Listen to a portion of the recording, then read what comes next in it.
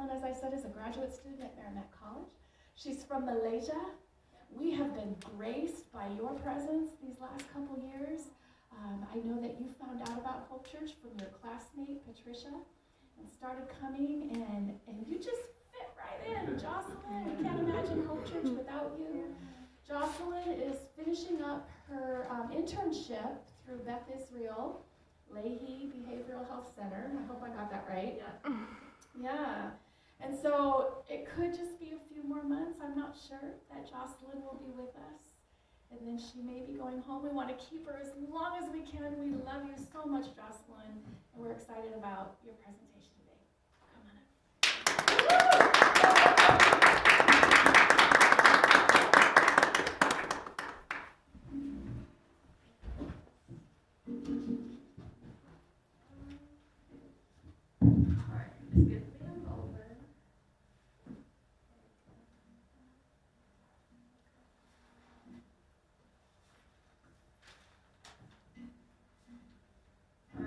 So I'm still a little bit shaky because I'm a little bit anxious right now. Thank you so much for introducing me, because I actually wrote down like how should I introduce myself, but you did a great job on that. So I'm currently a graduate student at Merrimack College, and Trish and I has been classmates for 2 years right now, even though sometimes we're in different classes, but I've been really blessed through Trish, and becoming a part of Hope Church is really a big blessing in my life too. So I really want to say that before I start everything. Yeah. And then, so just before I start talking about today's topic, which is the intersection between faith and mental health, I just want to ask a question and have you guys to kind of guess the answer. So this is the question. So when I tell people that I major in psychology, guess now what response that I received that I dislike the most. Take a guess. That I dislike, and it is also the most common response that I received. Any guesses? You won't make any money. No, not that one. I heard of it, but not that one. You can read minds? Yes! That's the one! So every time even though when I'm back in Malaysia, because I also studied my undergraduate in psychology, so when especially my cousins, uncles and aunties, they ask me, what are you studying in? And I'm like, I'm majoring in psychology. And they're like, oh, I cannot sit beside you right now. And they're going to read my mind. And I was like, no. Right? We study psychology, but we don't learn how to read people's mind. And even though if I could read people's mind, I'm probably not interested in it. Right. So just to give a little bit more example on that, what do we learn in psychology is that, so for example, if Chuck is yawning right now, there is a behavioral cue there for me, that what he might be thinking. But I'm not 100% sure of, what he's actually thinking. It could be because, what today you're talking about faith and mental health, and it's Jocelyn speaking. This is boring, so that's why he's yawning. That could be one of the possibilities. And the other possibility could be, Chuck loves the God so much, he read the Bible all night up until 4 to 5 a.m. in the morning. and then he just couldn't keep up with it, even though he's interested in this topic. So there's actually a few explanations to it, and we really don't know which one unless Chuck told me about that. So, okay. So what is psychology? So, Dave is here. Hi. So, psychology is the scientific study of how humans think, feel, and behave. And one of the important points here is it is a scientific study. So, when I chose to major in psychology, I thought, I'm never going to deal with all the hard science and statistics, but I have to, because it's a scientific study. We need to learn about the brain. The brain anatomy is painful, and then I need to learn about statistics, and that's even more painful. And then, psychology is a broad-ranging discipline. So within the umbrella of psychology, there's a lot of different domain in it. So there are cognitive psychology, which is like analytical, intuitive thinking. We learn about learning, memory, stuff like that. We have like sports psychology, which we apply, the knowledge of psychology to help athletes to reach their peak performances and to, just take care of their overall well-being. And then we have forensic psychology, which we study criminal behavior and treatment. We have neuropsychology, which we really learn about the brain, the neurotransmitters and neurons, and which part of the brain lights up when we think about food. And then we have organizational psychology, which really is all about workplace leadership and workplace well-being. And then we have educational psychology, which we learn the psychology about applying treatment or help for educational issues or student concerns. And there is so much more to that I'm not mentioning today. And then we will have what we are more familiar with, which is the clinical psychology and the counseling psychology that mainly deals with the mental health aspect. And it really focuses on the person's well-being. So that led us up to mental health. So as psychology student like Trish, and since Davis is here, Davis is also my classmate there. So when we write our paper and when we do our presentation, we just have to sign everything. And this is from CDC from 2018. So mental health includes our emotional, psychological, and social well-being, and it affects how we think, feel, and act. And mental health also determines how we handle stress, how we relate to others, and how we learn to make healthy choices in our lives. So mental health is very important at every stage of our lives, from childhood to adolescence and all the way up through adulthood. We are constantly dealing with mental health. And then, so how common are mental illnesses or mental health struggles? So this is again from CDC. So more than 50% of the population will be diagnosed with a mental illness or disorder at some point in their lifetime. 1 in 5 Americans will experience a mental illness in a given year. 1 in 5 children, either currently or at some point during their life, have had a serious, debilitating mental illness. And 1 in 25 Americans lives with a serious mental illness such as schizophrenia, bipolar disorder, or major depression. So these are just statistics to show you that it is very common around our community. And then to really highlight the importance of mental health, I'd like to talk about a research study that both Trish, Davis, and I have studied in class. So this is the trauma class. And then this study is called the Adverse Childhood Experiences Study, or we call it the ACEs. You see the ACE here? The ACEs. So this study is done by Dr. Vince Felitti and Dr. Bob Anda, and together they asked 17,500 adults about their history of exposure to what they called adverse childhood experiences, or in a more understandable terms, is childhood trauma. So these experiences include physical, emotional, or sexual abuse, physical or emotional neglect, parental mental illnesses, substance dependence, incarceration, parental separation or divorce, and domestic violence.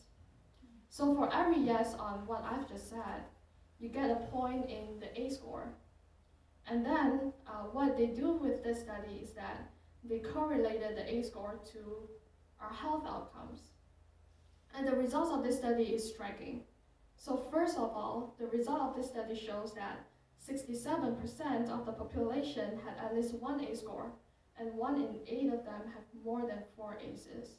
Wow. So it really shows that, like most people have the adverse childhood experiences, they have at least 1 in their lives. And the second thing that they found is that there is a dose-response relationship between A scores and health outcomes, meaning the higher your A score is, the worse your health outcomes are. And just to give a little bit more explanation to that. So why if our A score is higher, our health outcomes becomes worse? It's because, like for adverse childhood experiences, we're talking about children here. So these are the events that happens in the early life of a person, and when we are still children, our brain is still developing. We learn about the neurons connection and stuff like that, how to stimulate that, and just everything about the brain. It is still developing, and when this early exposure to adversity, it affects the brain development of the children, and then I really like this picture here. So it shows like how every part of our body is kind of linked to the brain. So when the brain is affected, then other part of it are all affected. So it continues to affect like the immune system, the hormonal system, and then it even changed the way our DNA is read and transcribed. So people who have severe trauma early in their lives have higher risk of mental illnesses. They have higher rates of suicides. I remember the statistic is that if you have like 7 or more ACEs score, you have 12 times higher the risk of committing suicide. And then they have triple the lifetime risk of heart disease and lung cancer, and even up to a 20-year difference in life expectancy. So it really shows that how, if there's something going on with our mental health, if we are struggling with our mental health, it's going to affect, the other part of our lives, including our physical health. And I just want to give you an example to show you how all of this work. So now imagine that you are walking in a forest and you see a tiger. I feel like tiger is a more Asian thing of animal, Okay. So imagine you're walking in a forest and you see a tiger, and your heart starts to pound, your pupil dilates, your airways open up, and then you're probably shaking and sweating, and you're either ready to fight the tiger or to run away from the tiger. And that is a fight or flight response that we're talking about. And this fight or flight response is actually our brain and body stress response system. So now when we face the tiger, there is a threat there, and this system is activated. And it is for the sake of survival, it's important, and that is wonderful. If you are in the forest, and if there is a tiger. But the problem is what happens when the tiger comes home every night with you. And this system is activated over and over and over again, and it goes from being adaptive or life-saving to being maladaptive or health damaging. So I like this illustration. I think it gives us a clearer picture of how it works. So this is what childhood trauma do to us. It activates the stress response system repeatedly, and over time, even when there is no more danger, it still causes difficulty in shutting off our stress response systems, because now our brain is desensitized and rewired. So, and especially without caregiver support, it is even harder to, calm the stress response system, because we don't have anything to help us with it. And the system is constantly activated. And while it can feel pretty depressing after listening to all of that, but before moving on to the next slide, I just want to reassure you that there's always hope. And even though we do not have the control of the earlier events that happens in our life, or the earlier events that happen in other people's life, we can always choose to start on the journey of healing through therapy, through medication, and even through our faith. In psychology of religion, there's a lot of research that shows that, if a person is strong in their faith, they have a very good religious coping. They cope with religious all these resources, they have it has a significant correlation with increased happiness, with increased resiliency, with increased overall well-being, and even increase in life expectancy. Amen. That's dope. So because today our topic is on the intersection between faith and mental health. So how do we as Christians view mental health? As we talked about earlier, that we now kind of get the idea that mental health problems are common in our lives, and it is significant in our life because if it goes wrong, it causes a great impact in our lives. And then so when we come to talking about faith and mental health, how do we as Christians view mental health? What are the first things that came into mind when we put faith and mental health together? And what does God say about mental health and even struggling with mental health? So I want to start the discussion by looking at the real life examples that is taken from the Bible. So there's actually a lot of real life examples in the Bible. You'll be amazed if you really look through it in a mental health perspective. Mm-hmm. Yeah, but today I'll choose David and Paul and how they struggle with their mental health. So at Psalm 69, verse 3, which is written by David, he described, "I am exhausted from crying for help. My throat is parched. My eyes are swollen with weeping, waiting for my God to help me." We can see and even feel how intense David's emotions are. He said that he cried so much that he is exhausted from it. And he is also probably dehydrated because his throat is parched. I believe that is like a word for a dry throat. Yeah. That's my guess, okay. and it's really, it really shows how intense David's emotions are and how sad he is. I don't know if you have ever experienced that, but personally, I have experienced before that intense sadness that I don't know what else to do with it. I can only cry from it. And it's almost like the same with what David described, that I'm exhausted but I couldn't stop crying. And then and probably I'll cry until I forgot to breathe because I cried so much. And I'm so dehydrated and I just feel like coughing and then I just feel like vomiting. And also I think there's another great point here from this passage, that who says a man shouldn't cry? I mean, David cried so much, So, yeah, just want to pull it out there. And then in the New Testament, we have the Apostle Paul. He also was not immune to having dark days, and he was, in fact, quite open about his struggles. So, for example, in 2 Corinthians chapter 1, verse 8 to 9, this is what he's writing to the church. He said, "We think you ought to know, dear brothers and sisters, about the trouble we went through in the province of Asia. We were crushed and overwhelmed beyond our ability to endure, and we thought we would never live through it. In fact, we expected to die." This is another intense emotion that Paul is sharing with the church. He honestly shared about how the ministry pressures were beyond what they could handle, and it caused those dim and depressive emotions. I mean, in the latter part of this passage, Paul also talks about how he relied on God and how he put his faith on God within his struggles.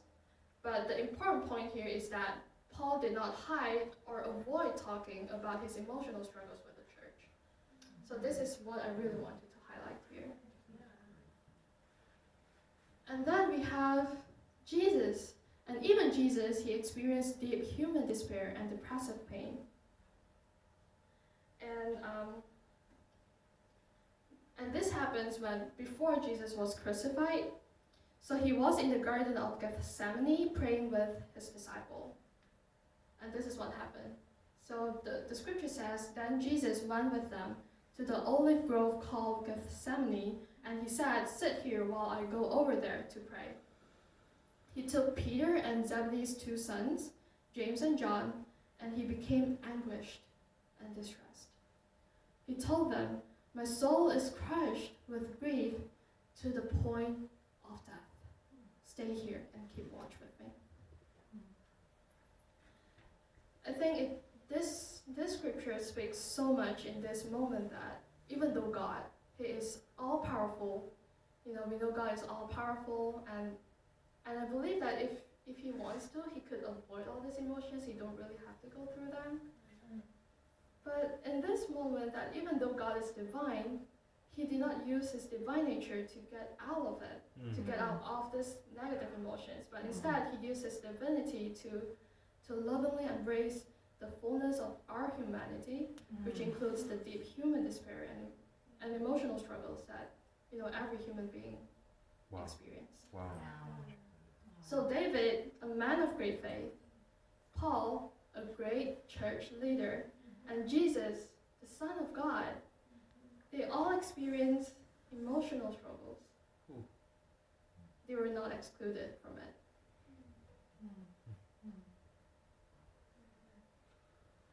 So now we know that even all these real people in Bible, they are like great people.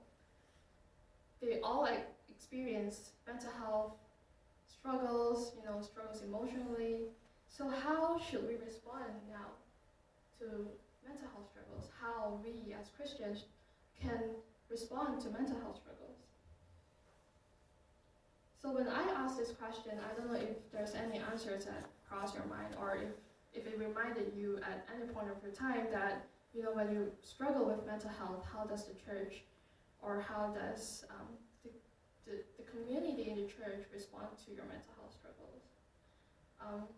I think it varies. I think all of us may have different experiences. It may be good, and there may be some bad experiences. And I kind of want to talk a little bit more about the bad experiences in church. So most of the time, we as Christians, we kind of, no one really tells us about this, but we subtly associate mental health struggles as a sign of defeat, and as a sign of, I'm losing to the enemy. And when people are struggling with mental health, we often ask them these questions. And I feel like even when we are struggling with mental health, we are also hard on ourselves, and we ask ourselves these questions. So these questions include, how's your time with the Lord? How's your prayer life? Do you pray enough?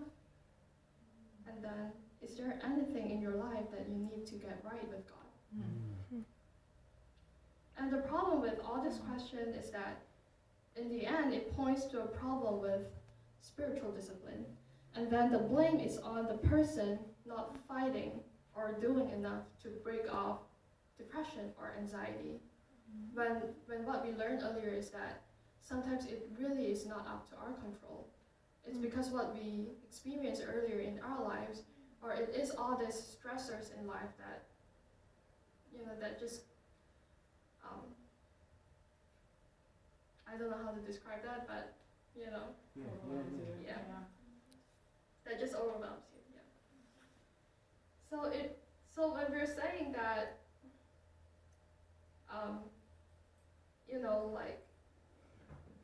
it's because you have problem with spiritual disciplines, that's why you're struggling with mental health. It almost implies that if you do your part, then God will do his part. And this is so not true. I forgot to click. Okay. And then we know that people who struggles with life adversities and mental health issues have an overactive stress response system, as we talked about it earlier. So when we say this, that if you do your part, then God will do his part, we're also implying that God is not going to rescue you. You are not safe until you pray more, until you turn away from sins completely, or until you have a healthier relationship with God. And then only God will relieve these burdens. And the questions will eventually become, I'm doing everything I can. So where is God? Why is God silent? And why is he not helping me? And these questions actually trigger more depression and anxiety. And exhaustion sets in. And then we want to give up on God. Because now we couldn't see God in the midst of our struggles. So now don't get me wrong, I'm not saying that spiritual discipline is bad. It's good and it's needed, especially in our relationship with God as we are pursuing like discipleship. But if spiritual discipline is our only focus when we struggle with mental health, we are going to lose sight of God, because that is not who God really is. Oops, I forgot about this. Okay. So in the midst of our mental health struggles, Jesus actually validates our pain. He does not ask us to do more, become better, so I can rescue you, or so I'll be with you. So